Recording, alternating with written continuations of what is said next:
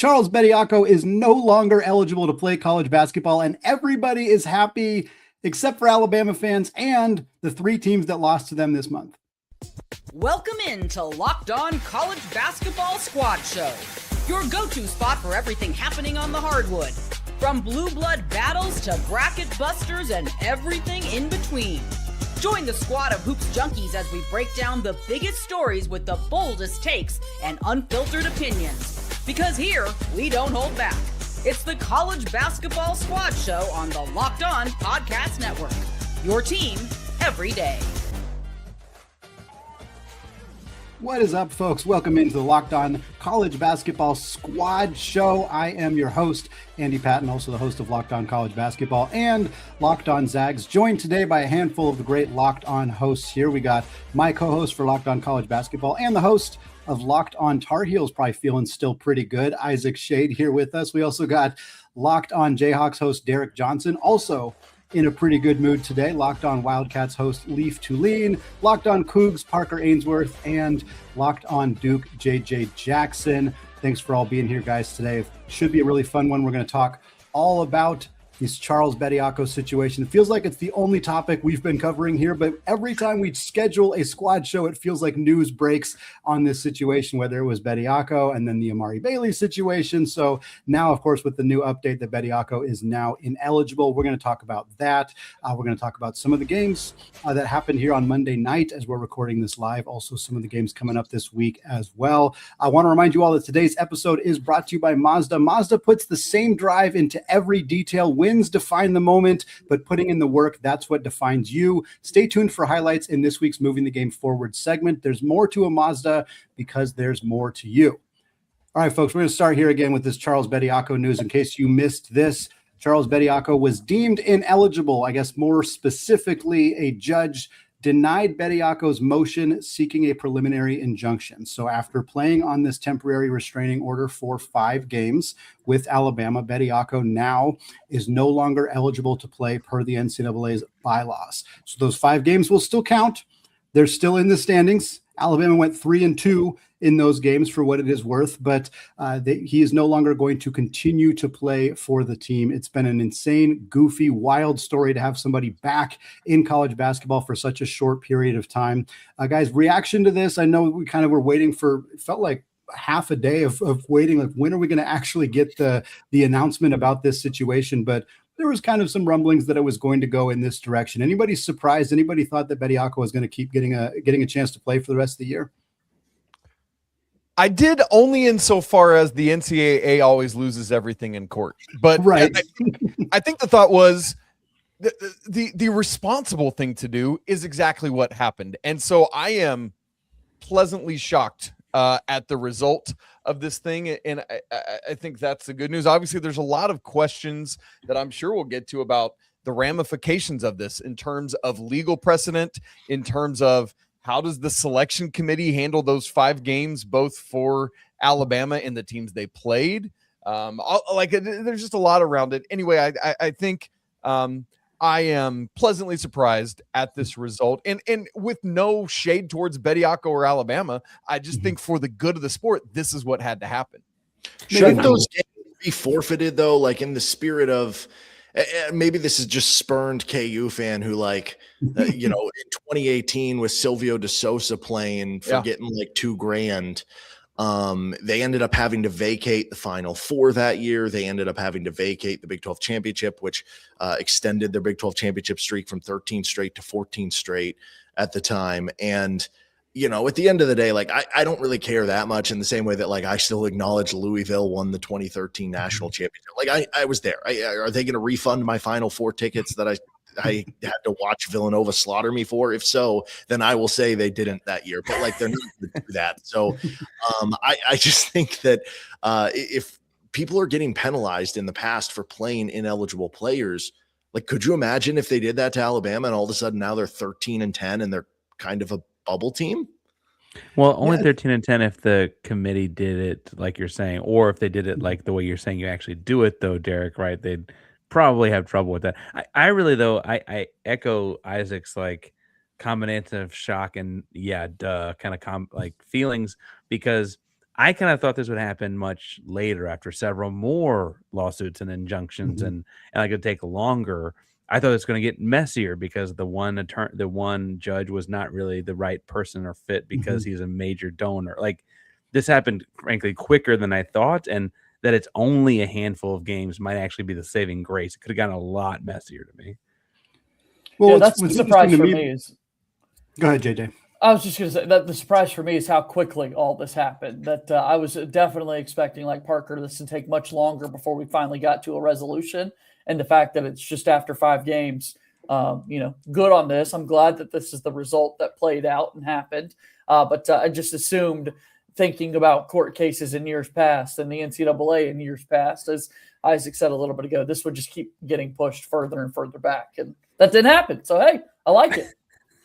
What stands out to me about it is like we have the 5 games, and again we mentioned they went 3-2. So if you're going to vacate the losses or you're going to vacate the wins, like how do you like Florida beat the absolute tar out of Alabama when they had Bediako? Like you don't want to take that game away from Florida, and that's not what would happen, obviously. But like it's not like Alabama was incredibly good with Charles Bediako. Like I think I kind of teased it in the open. I think the teams that have the most kind of qualms right now would be Texas A&M and Auburn, because they lost very, very close games to Alabama. They are both teams that honestly probably will be around the bubble depending on how the rest of the season goes for them. It's not, Florida's not going to be on the bubble. They don't have to worry about it. I'm not sure Missouri will be on the bubble, and they got beat very badly by Alabama. But like A&M and Auburn are teams where that loss and that like 2-possession loss, I think it was for both of them, could be the determiner whether they make the tournament or not.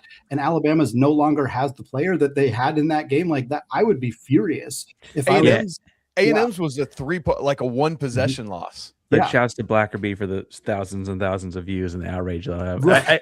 I think that what's funny here though, Zach, is that, or not Zach, because I just talking about him, Andy, is that the funnier outcome would be if they said, Florida, I don't know if you'd have beaten them if they hadn't had Bediako. That really gave you a big advantage. Like that would be, I had not considered that as that would be the funniest, is taking a win away from Florida because the game shouldn't have happened, would be really, really funny. What's funny, I tweeted something about like, what's his butt from Sports Illustrated? Kevin Sweeney said something about it, and I was like, yeah, if I'm A&M and Auburn, I'm like livid about this. And that, like, go find the tweet. It is flooded with Alabama fans pissed, absolutely pissed, because A&M's Rayshon Agee is playing on a season-long TRO. As Bediako's was just like a couple games. So they're like, well, so what? A&M and Agee and all that stuff. And it's like, oh, fine, whatever. I would be hearing the exact same things had Gonzaga lost to Alabama, because Grant Foster is also playing on a season-long TRO. So like, yeah, but there's an obvious difference in those things, and I think that's what. Thank you, Andy. Yes. Yeah, that's what stands out to me is like, and to mention Kevin Sweeney again, I guess we'll give him a couple shout outs on the show. He had tweeted that one of the main things that stood out in the judge's ruling was that the judge did not determine that having returned to college basketball was the same as European pros playing college basketball, which again, like those should not have been conflated, but that is what the argument for James Najee getting the chance to play for Baylor, and the argument for Cherry Darlon at Santa Clara, and the Louisville players, London Johnson. Those guys, the argument was basically, well, we're letting Euro guys who are, under 23 play college basketball. The G League is a similar league to European leagues. And like, I don't love that argument, but I do get it from a legal perspective. But returning to college basketball is a whole different animal. And I'm glad that the judge determined, like, yes, this is not the same, and these things are not compatible. And hopefully that kind of puts an end to this, at least for now, until somebody tries it again 1, 2, 5, 10 years from now.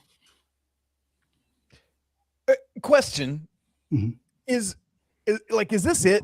Can there be more appeals? Like I just feel like there's always no end to legal capability of how many times you can redo stuff. Has anybody, like, I haven't read far enough to know, like, if the decision that was handed down on Monday is like, that's it and done, and we will not see Charles Bediako playing for Bama again this year. I think JJ's got the college shirt on, so he's probably close thing to a lawyer in the group. He may know, but I think honestly the trick here is that, like, it's probably not dead until Bediako decides it is. Kind of the inverse, right? Like, in an unprecedented situation, who's to say he couldn't keep pushing up to the Supreme Court ultimately, right? And like really making a real. It's just a timing thing. Can you imagine? Yeah. They went to the Supreme.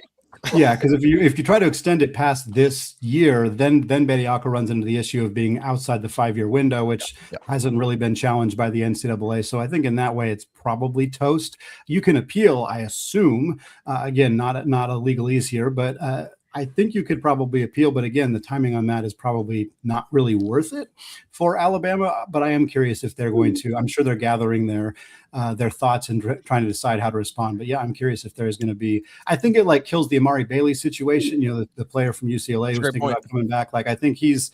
You know, I mean, maybe he's going to try to figure out another like wrinkle wraparound, but he doesn't really have any different arguments than Bediako's. So I think it's going to kill it for now. But again, until there are strong guidelines either from Congress or the NCAA somehow makes this happen where it's firm, they're going to continue to be challenged in court. And they got to win today, but they're not going to win every time. We know that.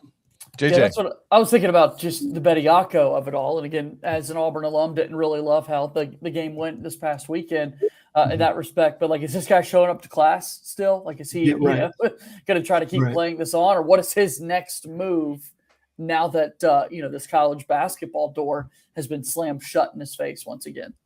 Yeah. Well, let's talk about some of these games, folks. We just came off of the Monday night games. Big Monday fully delivered. It wasn't a close game in the ACC matchup, but boy, it was a fun game. And then we got a fantastic one in the Big 12. Arizona goes down. The number 1 team takes their first loss of the season, and it happened without Kansas playing their leading scorer, Darryn Peterson. We're going to talk about all of that, what it means for those two teams, all that coming up here in just a second. But first, folks, today's episode is brought to you by Mazda. This is Mazda's moving the game forward for those who show there's more to the score than what's on the screen. Another game, not part of Big Monday, but we had St. John's Xavier on Monday night. Rick versus Richard versus his son. St. John's got a little bit of a scare in this one, won in overtime at the Madison Square Garden. But it's always fun to see the family reunion here.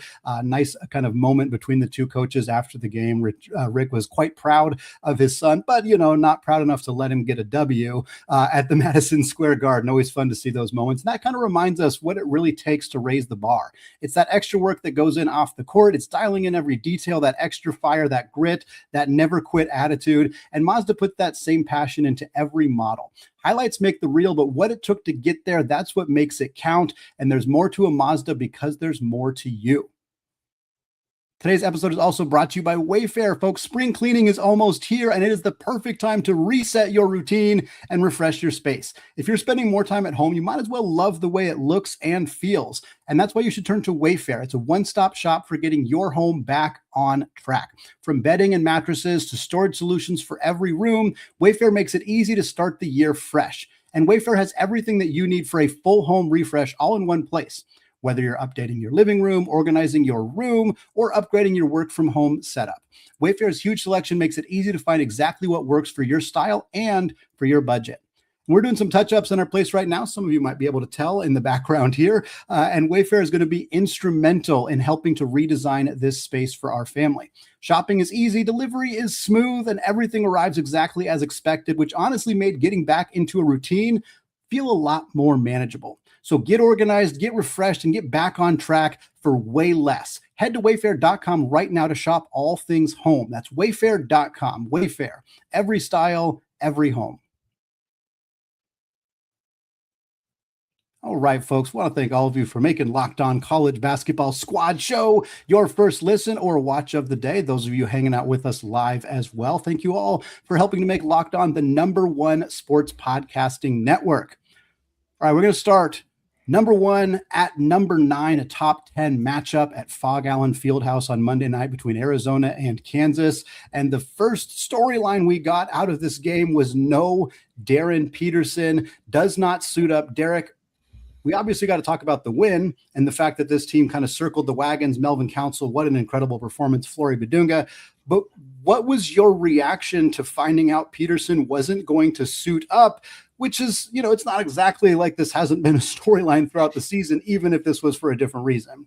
No, that in some sense, it makes it like more I don't know, less expected or more expected, I guess you would say, but like still the nature of it, he's not on the injury report, which is weird because we heard from Bill Self in the post game and he said we knew he was 50-50 as of yesterday, which I'm just like, well, then why wasn't he on the injury report? But that's a question for another day, I guess.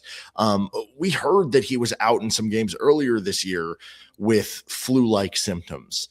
And then it kind of came out in the aftermath, like, was that just kind of hiding what was actually happening with the cramping or the leg situation? And now it's like, okay, like, is there a sickness problem? Is it just different things? Like, who knows what is exactly happening here? But it definitely seems like one of those things where it's like, you have the dichotomy of Elmarco Jackson, who missed all of last season with a torn patellar tendon, and he re-injured his knee in the BYU game. And he missed the Saturday game. He did play in the Texas Tech game, and then he missed the Saturday game against Utah. But he came back and he's playing through the injury in this game. And you have the dichotomy of that against people who has missed all these games. It is frustrating for KU fans. It's frustrating for me. Like, I just want to focus because this has been a fun team for KU basketball, especially after how the last 2 years have gone for this program. Like, this has been a very fun team to watch, and it has kind of taken away a little bit from that. But at the end of the day, like, I'm still going to enjoy Darryn Peterson when he's on the floor because he's a spectacular talent. He's unbelievable, but it is getting to levels that are frustrating, to say the least.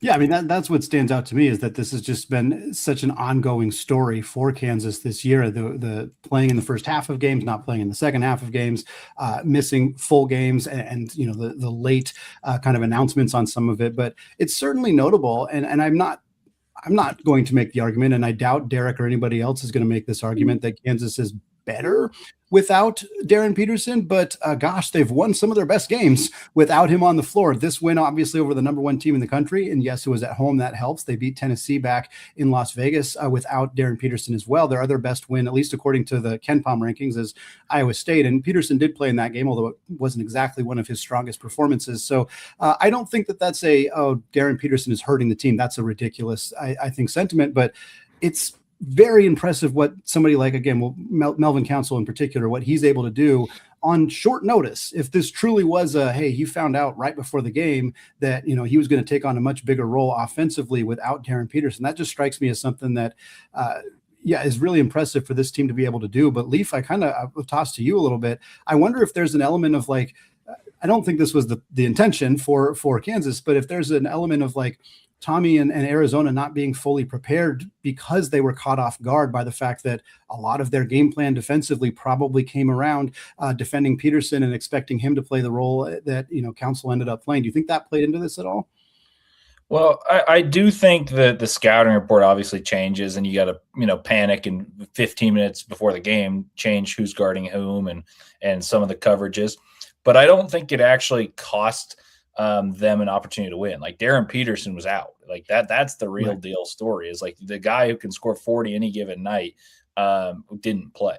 What I do think it changed the pace of the game. Kansas plays with the 199th fastest tempo in college basketball in all their games, and I'd bet that pretty confidently it's slower with Peterson than that. Yes. And what Kansas did was they raced up and down the floor, and Arizona has no problems against speedy teams. But what happened is that Arizona typically wears teams out with their depth, but they had three players that are typically very, very good, completely non-factors today. And so essentially Mo Krivas was the best player on the floor for the first 25 minutes of this game, was just exhausted in the second half. That's when Flory Badunga woke up. And Flory was great, and I don't mean that as a slight, but the fact that Koa Pete and Jaden Bradley, both of whom will be all Big Ten, went 4 of 19 combined. And Tobe Awaka, the best rebounder in the country, was awful. I think had a lot to do with the pace of the game. And I think the pace of the game wore out Arizona. And that would be what my takeaway of the Darryn Peterson difference was, is if Darryn Peterson plays, there's a lot more iso ball. There's a lot more heliocentric basketball from Kansas. And Council had 25 or 23 or something, but he took 25 shots. So I don't think like Council did that much to beat Arizona. Like I think the biggest thing that beat Arizona is Arizona typically is great near the rim. Kansas did a good job mitigating the advantages that Arizona always has. Like, Arizona won the rebound still. They won the field goal percentage battle, but Arizona often shoots. I mean, they shoot 58% from two. They shot 44% from the field, and they usually shoot 53%. And that's credit to Kansas. That's a credit to Flory Badunga. But I also think the points in the paint was only +2. And in a game against Kansas in Arizona, you're probably thinking it's going to be like +10, +15 for Arizona. And threes are going to be close. Arizona made more threes. Everyone says the biggest key is three-pointers. So to me, I really think Arizona played poorly in the sense that 2 All-American candidates went 4 of 19. Kansas is a formidable place, no doubt about it. And you just played – you had a bad game where 3 players of your top 5 players combined could be complete non-factors in a game where the pace picked up and one of the best players on the team just was exhausted. Krivas was a non-factor in the second half because he was so tired after being the best player on the floor for the first 25 minutes, in my opinion. And kudos to Kansas. I also felt Bill Self out-coached Tommy Lloyd, called timeouts when his team was down, when the runs were happening. And Tommy Lloyd let Arizona play through mistakes, but honestly, I think fatigued them even more. So I thought Arizona played the worst game that they've played this season, frankly. And I thought Kansas played really intelligently to the weaknesses that were being displayed by Arizona. My biggest takeaway from that whole thing is that if those 2 guys are first team all Big Ten, they've really achieved something. Like that's crazy, Leaf, to think about. Really. Parker. I watched the game for a number of different reasons, and I want to talk about a couple of them. But one, I'm interested in the out-coached aspect that Leaf mentioned. That actually wasn't what I was going to bring up first, but because I don't mean this as total shade. I do think though that like it takes playing in Fog Allen. That's a very particular place to go play against, and honestly, I'm looking for some of those Lloyd wins in the Big 12. And like I thought about like when Houston played at Arizona last year, I thought Sampson also outcoached them then. I guess I didn't realize Isaac put his shades on. I guess, Leaf, was it as simple as like rotation? Total shade, baby. Total shade. Was there a more like schematic thing you're thinking about when you say that? Because you've seen them play a lot more than I watched this game for a different reason. I'll get to it, but you watched this game much more closely, this team more closely than I have. Well, I mean, I think Tommy Lloyd put them in the position to win the game if their best players played even averagely. Like I said, like Koa Pete and Jaden Bradley went 4 of 19. So I want to point that out and saying like this is not a drastic. Tommy Lloyd was terrible. I do think the mistakes were made in the sense of timeouts weren't called when Kansas had momentum, and Kansas called them every time Arizona had momentum. Kansas called timeout when Arizona was up 6 in the first half. Kansas called timeout when Arizona was up 11 in the second half. And swiftly, Bill Self out of timeout calls up the right plays, and they ramp up pace. I felt that Tommy Lloyd's biggest issue is Bradley was out too long at the beginning of the poor run, and though he was bad, that's your point guard. And then Burries was out for the middle stretch of that poor run with about 10 minutes to 5 minutes left in the game. And Burries was your best perimeter scorer. Like I think I know it's rest, but if you're not going to find the right rest in an 8-man rotation that you've done all year, especially when some of your players are playing really poorly, then I am going to be critical of that. And the other point I would make is Tobe Awaka had 3 fouls. Like people talk about foul trouble. 3 fouls is nothing, especially when you have Mo Krivas to use as a foil to him. Tobe Awaka is the best rebounder in the country, point blank and period. Like, why is he not impacting the game whatsoever when the other teams actually got size? Kansas is 15th in offensive rebounds, and Kansas won the second chance battle. And I thought that was by not playing Tobe Awaka with foul troubles for no reason. What's interesting? I'll tell you.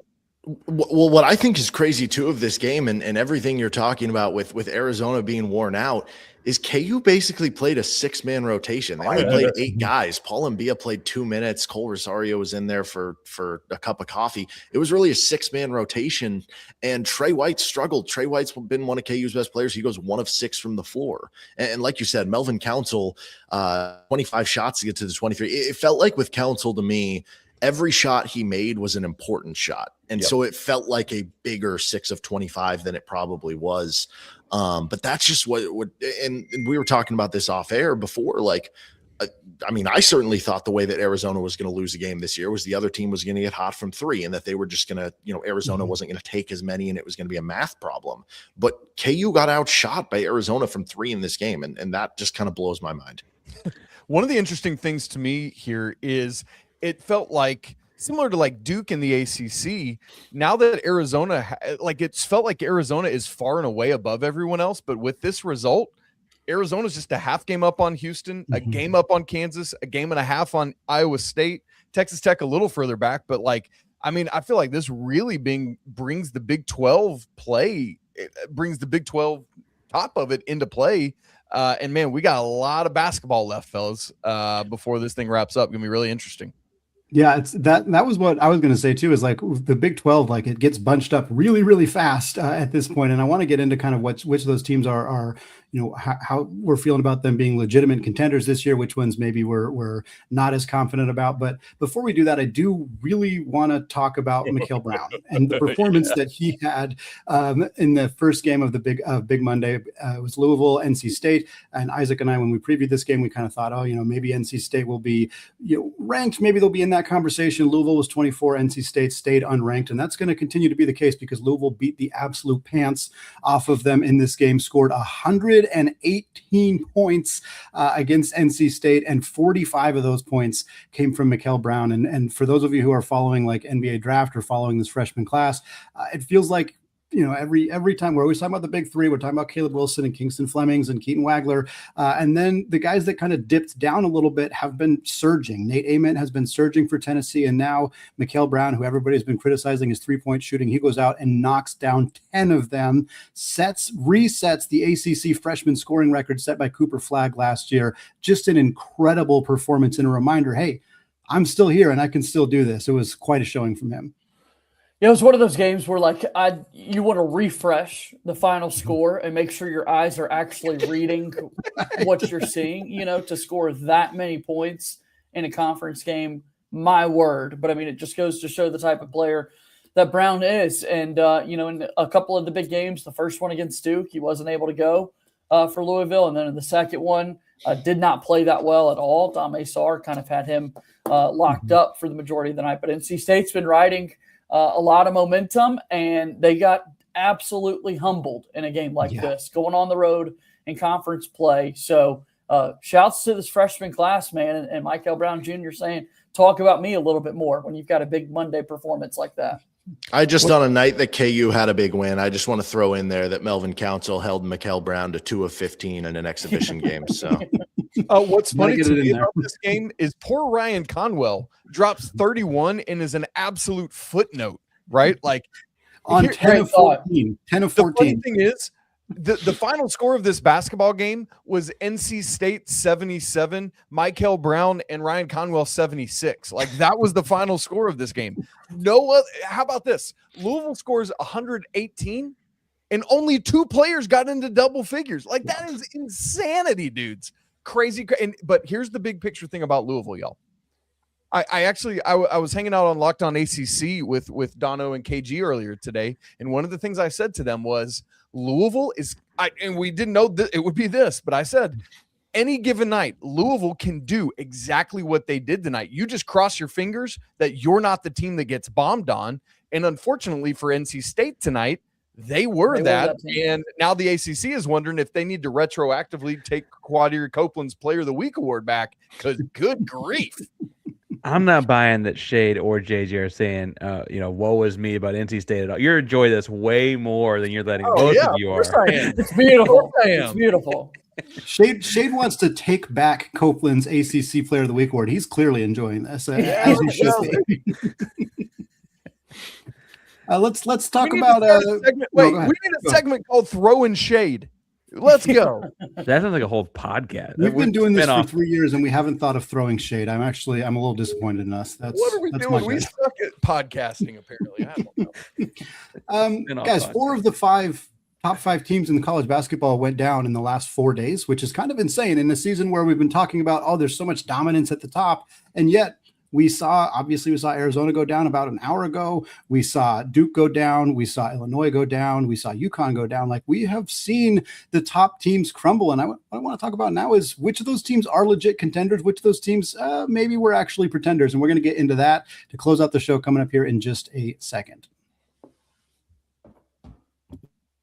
But first, folks, tax season, it just doesn't have to take over your life. This year, TurboTax is making it easier than ever to just hand things off and move on with your day. With TurboTax's full service, you can have your taxes done for you by a trusted local expert start to finish without all the stress or guesswork. And instead of spending hours trying to figure out forms, you can meet with the local TurboTax expert in person or connect online. And they handle everything from W-2s to self-employment forms and work to get you every deduction. You can upload your documents, go about your day, and get updates right in the TurboTax app. It's a huge time saver and gives you real peace of mind knowing an expert is handling it all for you. And for a limited time, you can have your taxes done by a local TurboTax expert for just $150 all in. If a TurboTax expert didn't file for you last year, just make sure you file by February 28th. Take taxes off your plate and get back to your life. Visit turbotax.com/local to book your appointment today.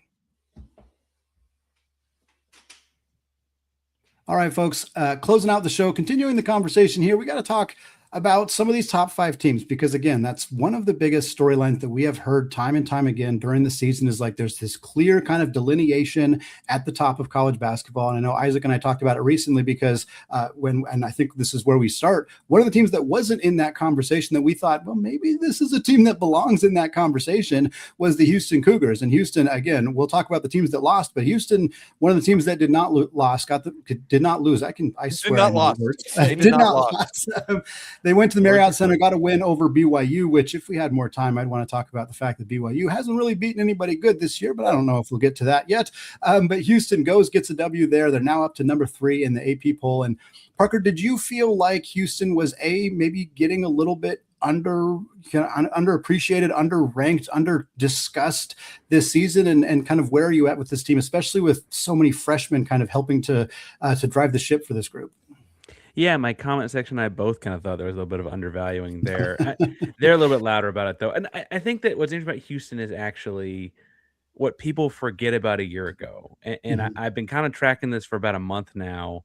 And I don't mean to bring up the druthers and rub things into JJ or whatever, because he's had a rough weekend. But last year's team, everyone thinks about April or they think about Purdue, and they think they don't remember being 4-3.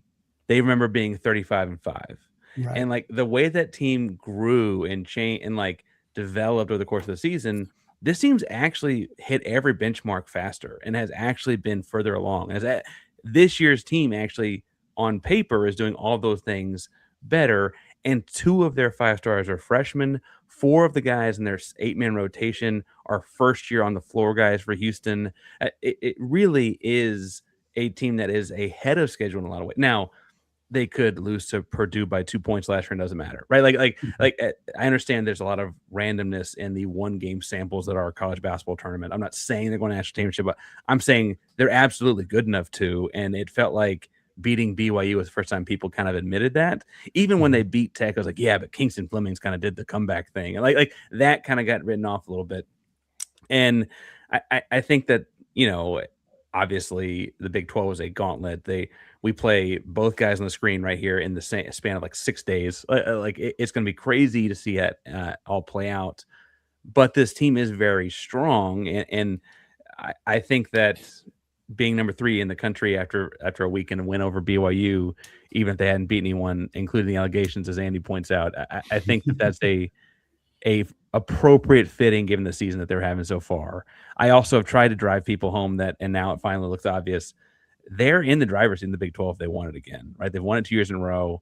They've lost 5 games in 2.5 years in this conference, 5 conference games, 2.5 years in this conference. And they play Arizona one time. It just takes the one head-to-head. And they play Kansas one time. It just takes the one head-to-head. They just beat BYU. They split with Tech. Like this thing is very much in their wheelhouse. They want to go get it, right? And so I don't think that's all crazy.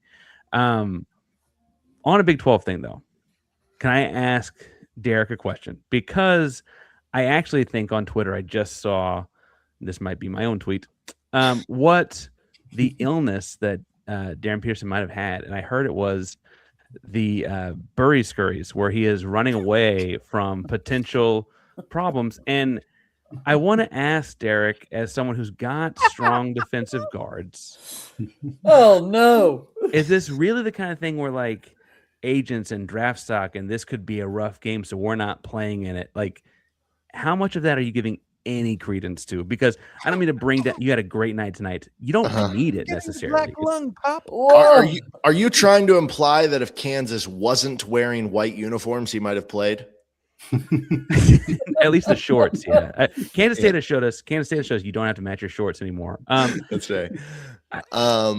No, I mean they need him. They need him. I guess tonight showed, like, it's funny. The whole conversation all year long was, especially when they lost that game to UConn, was because they went without a field goal for, I don't know, it had to be like 8 minutes or something down the stretch. And the conversation in that one was, okay, see, this is a pretty good team actually without Darryn Peterson. We didn't know about the other pieces, but they're pretty good. That was coming off the Players era when they went 3-0. But that's why you need Darryn Peterson. You can be a good team without Peterson, but you can't beat the elite teams unless you have him.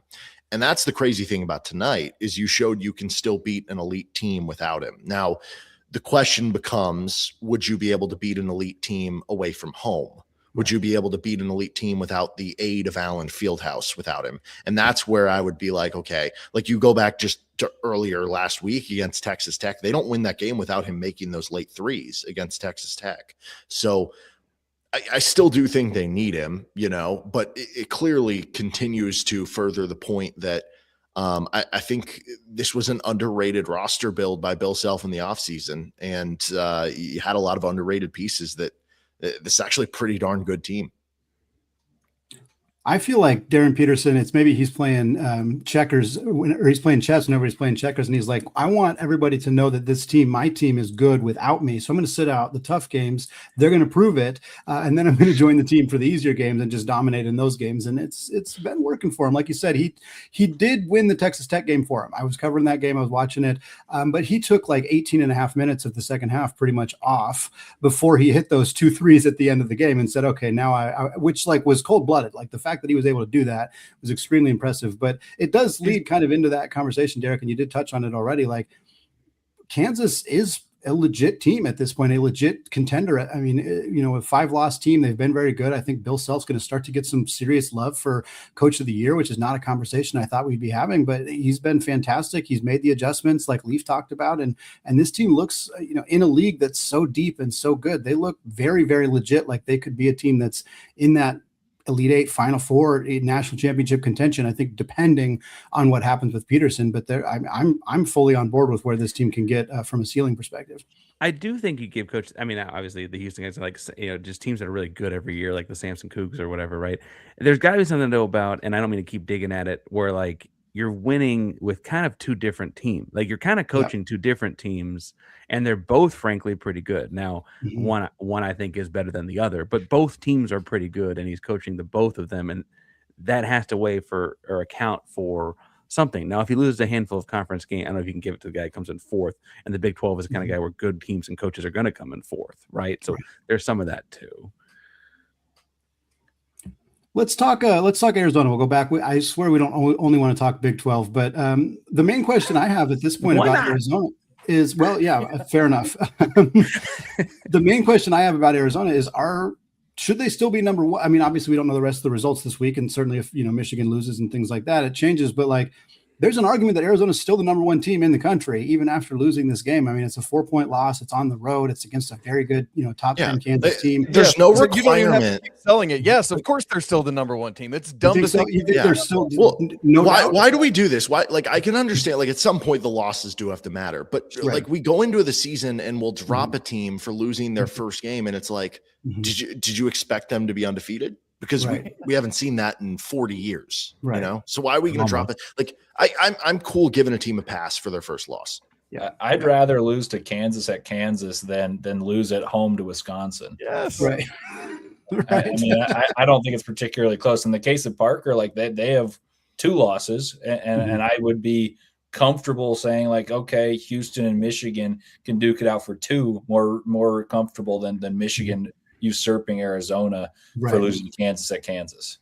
Like, I think that if Houston had just 1 loss, I think they have a better case than Michigan, because Michigan's been like on the ropes against some poor teams. Against TCU, speaking of Big 12, against TCU. I mean, TCU against Wake Forest, against Penn State. Like, I mean, I'm not. I said this at the beginning, a little bit on air, and then before. But to me, the biggest accomplishment for Arizona is I really thought they played pretty poorly for the first half, and they were shooting over 50% from the field.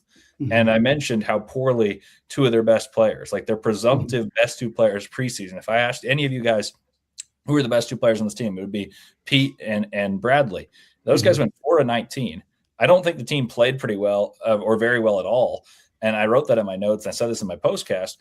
And they were up and they were shooting 50 plus from the field. And then they shot like 35% in the second half and still had every chance to win the game at Kansas in a bad game where three of their players combined to score like 12 points. And they scored 78 at Kansas when Kansas played inspired. Flory was unbelievable. And yes, no, Darryn Peterson kind of like puts like a slap in the face to Arizona.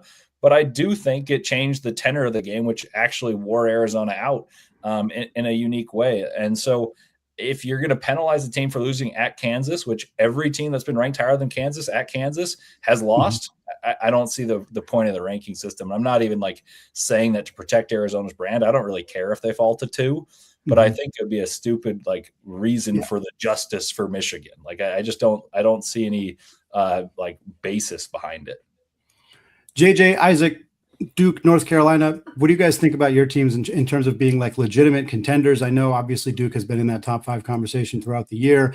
Really good defensive front court. Some questions about the backcourt at times, and certainly like the development of Dame Sarr and some depth things. But JJ, I'll start with you. Kind of, I can't imagine we're overly concerned about a game that you led for 39.9 seconds or 39.9 minutes and then lost. I mean, it stings, but it's not exactly a resume breaker for Duke. You still feel like this team's, kind of right in that mix.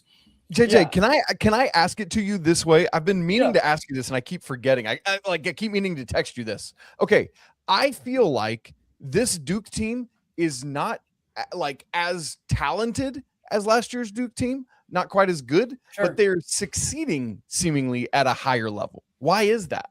It's so hard to figure out because the rest of the ACC is so much better too. Like exactly. all of these things don't necessarily compute. Do you agree with that? Do you agree with 100%. that? Like I think the talent from top to bottom on last year's squad is further along than this year's team, and yet this year's team has just been finding ways to win and whatnot. I think you look at the game against North Carolina, and clearly in the second half, the Tar Heels woke up, and Henry Vasar decided to use his frame and make an impact on the interior.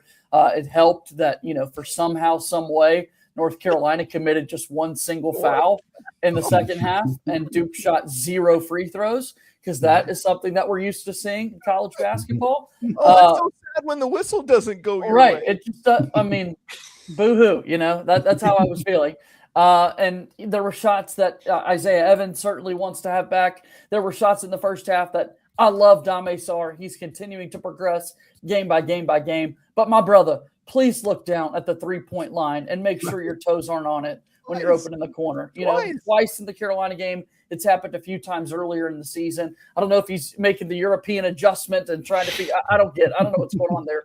But got to figure out a way to take a step back and knock those down. But no, I think Duke is still in this national title conversation. Quite frankly, if anybody wanted to argue that, I don't know what that argument would be. It'd be foolish to me. I just hate that we're throwing shade over this loss. Parker's smiling over the Final Four. And I'm just, all I have is I don't know. I don't know, guys. I do have a question about Duke, though. Like, their guard play is thoroughly mediocre as compared to, the expectation of Duke. Yeah, their floor is really high because Boozer's fantastic. But is there a concern you run into a team that can mitigate his advantage on the interior, or should there not be as many fouls called that your guards aren't good enough? Because frankly, like, I don't think Caleb Foster's any good. I've said that for years. And if he plays well, I'll prove he can. I'll eat crow, but I just don't think he's that good. And I don't think Caden Boozer's that great either. And Evans is a spark plug type of guy, not like an uber consistent guy. Do you have any doubt about Duke's chances to make an Elite Eight, a Final Four? Sure. Yeah. And if the shots aren't falling, the 3-point percentage, this is a therapy session for me all of a sudden, I guess. The 3-point percentage hasn't been where you want it to be as of late if you're watching Duke basketball the last couple of games. But the reality is they do have Cameron Boozer. They do have Patrick Gongba II. Malik Brown does get incredibly active there on the interior. They're able to make things work despite some of the inefficiencies that they might have there at the guard spot. I'm holding out hope. The fact that Caleb Foster is someone who very easily could have transferred and looked for greener pastures, stayed loyal to Duke, much like Seth Trimble, who knocks down the shot for North Carolina, flirted with the transfer portal, said, you know what, I guess I'm going to have this big moment in the greatest rivalry in sports. Good for him. So I'm happy Foster stuck around. And, I still think Caden Boozer will turn a corner too. So go Duke, fellas. That's all I'm saying. I do like that we're talking about Peterson sitting out. I think earlier Leaf said that he personally, there's no reporting here, but thinks that Pete might be hurt, whatever. And JJ's like, yeah, but we do got our guys. We do got them. And so they're good. Well, I will use the injury excuse for my team because I've just been deflecting so you guys can all talk about the miserable losses you've had when my team lost to the 230th ranked team in the net on Wednesday for the first time in 14 years. But hey, our second leading scorer is hurt, and it doesn't sound like he's coming back anytime soon. So to answer the question for my team about Gonzaga, if they're contenders, not unless Braden Huff makes a miracle recovery from whatever the heck is hurting him on his left knee, because that was a really ugly game against a place I used to work, by the way, the Portland Pilots. So all my friends and coworkers were texting me, and I was like, yeah, this sucks. I am not happy that we lost this basketball game, but you know what? I'm glad that we managed to make it 45 minutes before, and I'm just going to end the show now so none of you can give me any crap about it. So folks, that's going to wrap it up for us today here on the Locked On College Basketball Squad Show. Thanks so much for joining us, everybody. We're going to have these once a week from here on out until we get to the end of the college basketball season. Maybe we'll get some of these going in the off season as well. But again, those of you who listen to Locked On College Basketball, we always want to say apologies to the Lawyer family. Let's go Wild Popes. Cheers to the Mick Bruins. And folks, until next time, peace out.